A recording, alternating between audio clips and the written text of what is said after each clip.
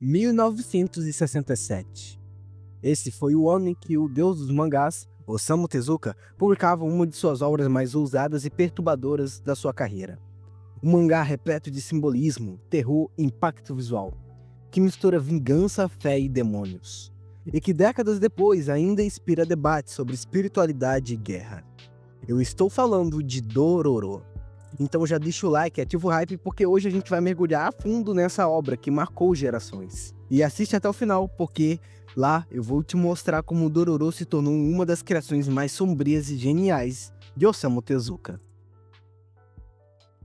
Antes de tudo, é importante pontuar que a análise de hoje tem como base principal o mangá original de Dororo, aquele publicado por Osamu Tezuka entre 67 e 69. O anime de 2019 só entra aqui como um complemento e comparação. Afinal, ele atualiza a história para uma nova geração, já que o original tem mais de 50 anos. Aliás, no mangá, a essência das ideias de Tezuka aparece de forma muito mais crua e visceral.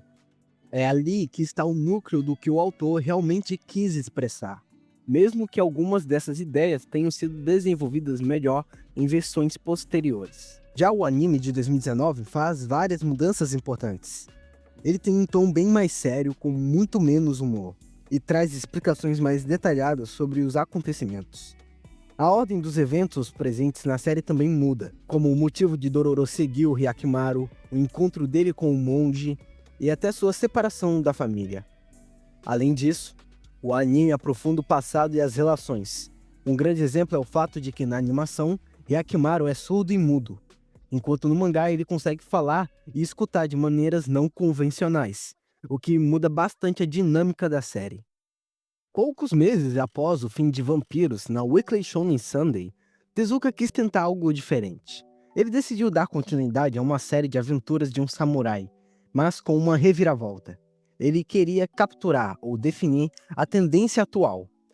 Meados da década de 1960, o gênero yokai estava desfrutando de um enorme aumento de sua popularidade, principalmente devido ao trabalho do autor de mangá rival Shigeru Mizuki.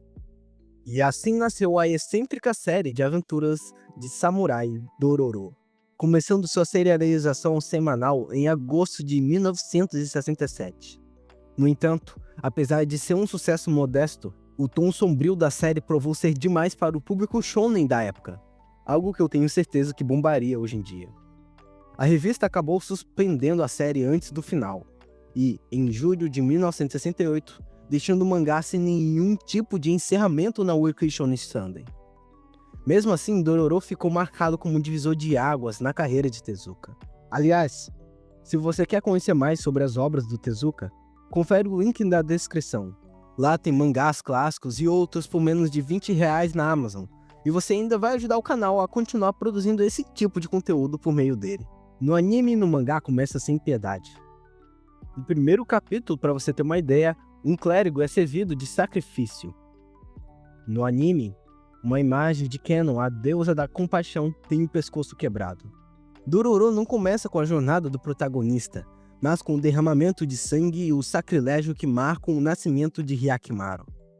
É assim que nasce um protagonista amaldiçoado. Seu pai, o Daimyo Daigo Kagemitsu, desesperado por poder, sela um pacto demoníaco oferecendo o corpo do próprio filho a 48 demônios. A cena é simbólica, marcada pelo rompimento entre a fé e a ambição, mostrando o Japão onde a religião e a guerra andam de mãos dadas. E isso não é só ficção, é um reflexo direto da era Sengoku Jidai, um dos períodos mais violentos e espiritualmente conturbados da história japonesa. O Sengoku Jidai, ou o período dos estados combatentes, que durou do século XV ao século XVII, era um tempo em que o Japão estava mergulhado em guerra entre os clãs samurais. A classe guerreira, os samurais, haviam conquistado o poder, e o governo militar, o shogunato, mudava de mãos em mãos constantemente até desmoronar. Tudo isso implodiu com uma guerra Onin, que inaugurou o caos. Kyoto foi devastada e o poder central ruiu. Os daimyos, senhores de guerra locais, travavam batalhas pelo domínio total. A prática de Gekokujo, onde subordinados derrubavam seus superiores, era comum nessa época. Essa guerra trouxe destruição, mas também transformação. Cidades prosperaram, a agricultura avançou. Mas a ausência de um governo forte significava vulnerabilidade total em tempos de fome. Ali havia presente a chamada anomia social. É essa instabilidade anterior à paz da era Tokugawa que serve de pano de fundo para Dororo. O daimyo Daigo Kagemitsu, sofrendo com fomes e pragas, age desesperado. Ele visita um templo, mas não para rezar, e sim para selar um pacto profano. O budismo enraizado no Japão presente no século VI era essencial. Aristocratas e imperadores buscavam nos templos favores divinos, sucesso militar, boas colheitas, etc. Mas o budismo inicial era elitista. No século XII surgiram formas mais acessíveis ao povo comum, como o budismo da terra pura, que prometia a salvação em tempos de miséria.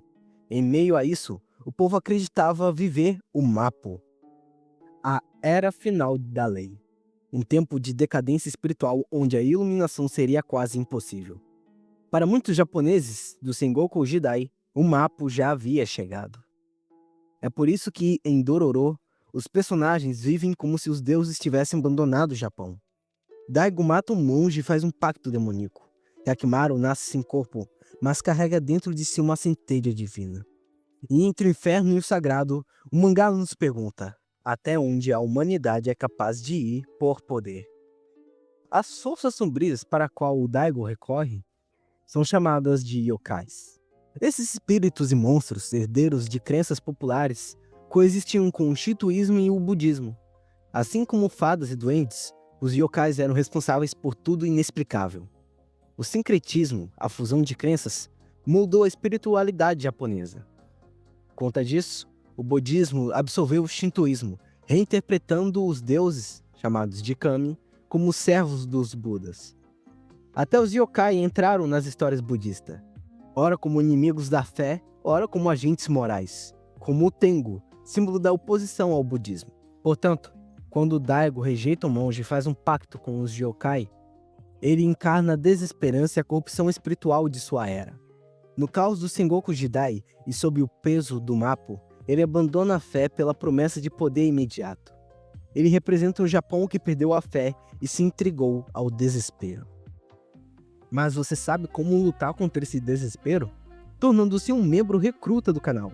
Por só R$ 3,99, o valor da coca do nosso editor, você tem acesso a conteúdo VIP, chats exclusivos, acesso antecipado aos vídeos novos do canal. Clique em Seja Membro e torne-se um membro da nossa incrível tropa. Uma das coisas que mais me cativa nessa obra é a antítese presente nela. Enquanto o homem se condena por ambição, a salvação vem justamente da compaixão.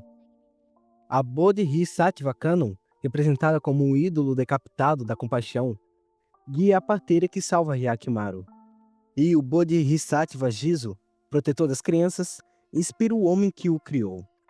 Assim, a obra equilibra o inferno da guerra com a promessa de iluminação. E no fim, o maior inimigo de Hyakimaru não são os demônios, mas o próprio ego humano.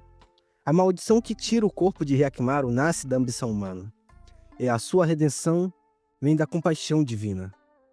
Nesse entrelaçamento entre o inferno da guerra e a promessa de iluminação, Tezuka nos mostra um Japão em ruínas, tentando compreender se ainda há espaço para o sagrado, se há espaço para fazer as coisas boas num mundo totalmente quebrado. Dororo é visualmente uma aula de quadrinização. Tezuka cria painéis cinematográficos com movimentos fluidos e enquadramentos que lembram filmes de samurai. Mesmo sem mostrar passagem de tempo de forma explícita, ele transmite a emoção e o amadurecimento apenas com mudanças sutis de cenário. Seja o amor de mãe, o sofrimento de um filho, a solidão, tudo é sentido e transmitido através dos quadros. Nas cenas de combate, Tezuka inova. Ele não só desenha a espada, ele desenha o rastro do seu corte, usando as linhas cinéticas que dão uma velocidade quase brutal a Hyakimaru, e também afetando a própria quadrinização.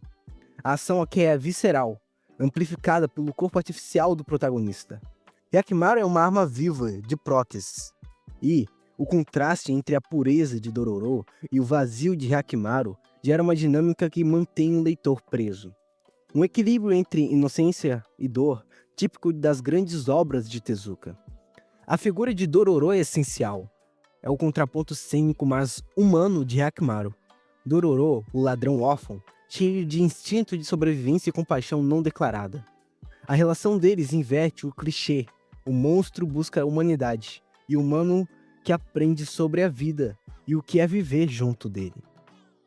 Muitos se perguntam por que o mangá se chama Dororo e não Hyakkimaru. Uma teoria é que Tezuka queria focar na perspectiva do garoto. O garoto sombra que testemunha a saga de um samurai amaldiçoado. Ele é o olho do leitor na escuridão da era Sengoku Shidai e nos permite empatizar com o que está acontecendo com o protagonista na história. Dororo pode ter sido interrompido prematuramente, mas deixou um legado imenso. O anime de 2019 revitalizou a obra para o público moderno, trazendo mais peso psicológico e visual. E o sucesso inspirou novas releituras, como Search and Destroy e The Legend of Dororo em Hyakkimaru, que foi um remake da obra original, ambas saindo em 2018. Dororo não foi o único.